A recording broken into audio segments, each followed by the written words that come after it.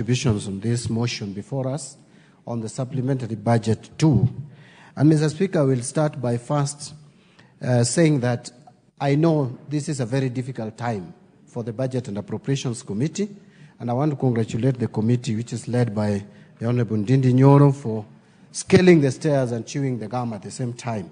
Because this is the time that they not only consider this Supplementary Budget 2 budget estimate, but also the main budget estimate, alongside other very important bills like the CARA and the DORA bills. But, Mr. Speaker, having said that, I want to say the following. One, that even though we say that because of economic realities, that is why we are cutting the budget, the truth of the matter is that we deliberately, as a country, for years now, been not truthful in our budgeting process.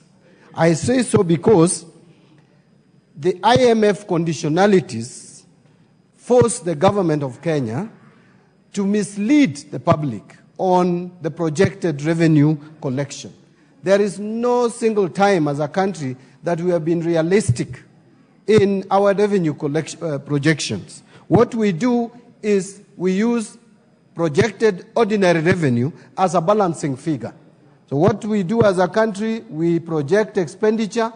After projecting expenditure, then we decide on how much we will get from external borrowing and domestic borrowing. Then the remaining amount we lump as projected revenue. That is dishonest, and I think IMF also stands accused for participating in this dishonesty and agreeing and allowing the country, the nation Kenya, to misreport their budgets. But having said that, as we say that the budget is being cut by 24 billion, and Mr. Speaker, I'm saying this because I know you also sit in the Budget and Appropriations Committee. Yes, we are cutting the budget by 24 billion, but where is the cut? The cut is on development expenditure at 75 billion shillings. And there is an increase in recurrent expenditure of 51 billion shillings. What is the justification for this? When we are cutting development budget, we are simply not growing the economy. And so when we cut budget for this year, we affect the following year. Because the economic growth for the present financial year is supposed to help and influence what is supposed to happen in the economy in the subsequent financial year. So it is not right to always and continuously reduce our development expenditure at the expense of recurrent expenditure. And Mr. Speaker, I also want to say that this House, we are being dishonest.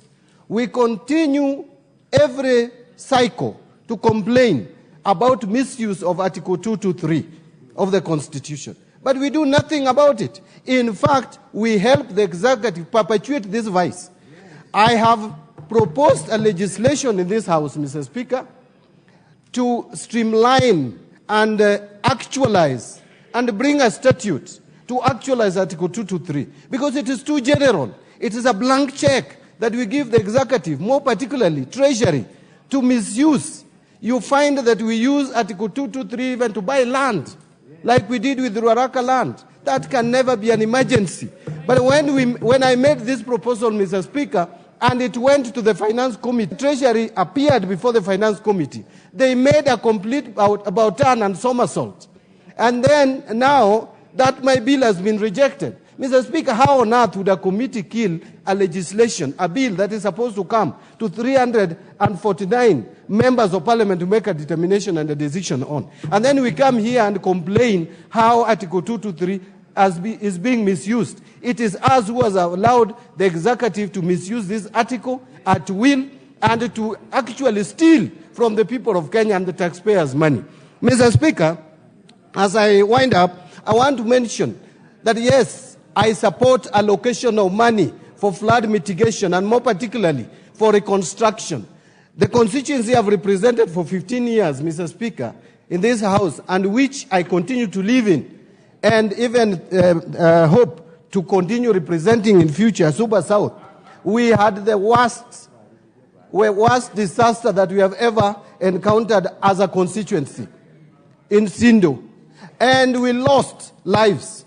I hope that this Mzee who lost the 3 children and lost his home, together with the land, because he could not even construct, even burying the 3 children on that land was not possible. Mr. Speaker, I had to use my money to acquire or purchase land for this Mzee.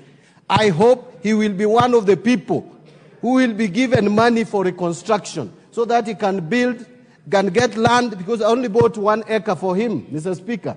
This is a Mzee with a family of 10 children. He lost 3 in a day. He now has 7. He still needs to reconstruct his life. So this money should not be taken to some specific areas. It must be taken and given across the country. Mr. Speaker, we are giving money for fertilizer subsidy, but the same is being stolen. This House made a resounding decision on the Cabinet Secretary. What happened later? A few of us went and sanitized him. Mr. Speaker, these are the things we should not do, because the people of Kenya get fatigued with taxation. When their taxes are being misused, they get fatigued. They are not happy. When they see us as criminals who are participating in sanitizing people who are stealing their money. Finally, I have heard and I have listened and I agree and support what the Deputy Speaker said about ensuring that there is prudent use of resources. I support that. But, Mr. Speaker, as we call upon Public Accounts Committee to come up and scrutinize these accounts, it should not be lost to this House that we are underfunding a very key institution called the Office of the Auditor General. If you look at the financial reports that we receive from the Office of the Auditor General, there is a rush in compiling those reports. There is a rush in auditing. We need more resources to this office so that they can do forensic and special audits, which are more detailed. In fact, the few special audits that I have before me, Mr. Speaker, before my committee, are so detailed, are so damning in their findings. But if you look at the financial audits, there is nothing. You are expecting Public Accounts Committee to bring damning reports in this House. From where? The Office of the Auditor General is not well resourced to do proper audit. Let us give that office money to do proper audit, come up with special audit, forensic audit, then this committee of mine, Public Accounts Committee, will be able to bring reports that can be used to control and manage corruption in this country. Mr. Speaker, with those many remarks, I support. Member for Gilgil.